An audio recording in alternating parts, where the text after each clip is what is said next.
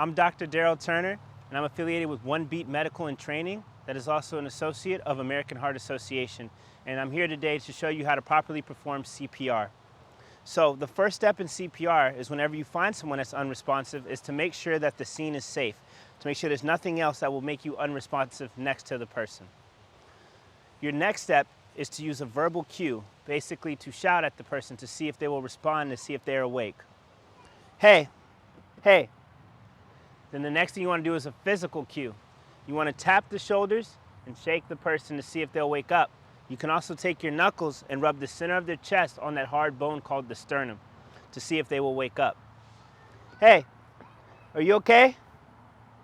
Once you determine that the person is not responding, you need to activate your response team, which means if there's anyone around, you should call out to them directly and ask them, you, call 911, you, get the AED.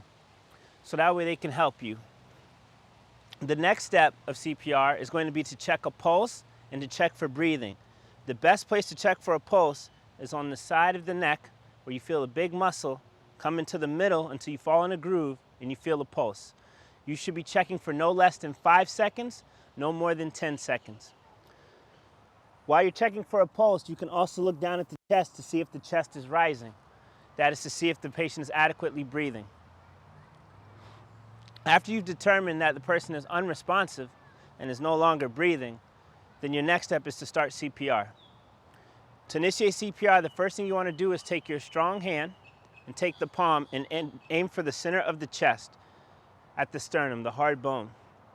Then you're going to take your other hand and interlock the fingers. You're going to get your shoulders over the person, and then with the rocking motion of your hips, you're going to start your compressions. When you do your compressions, you want to go from 2 to 2.5 inches on an adult of depth. On a child, you want to go to 1.5 to 2 inches, and then on an infant, 1 to 1.5 inches.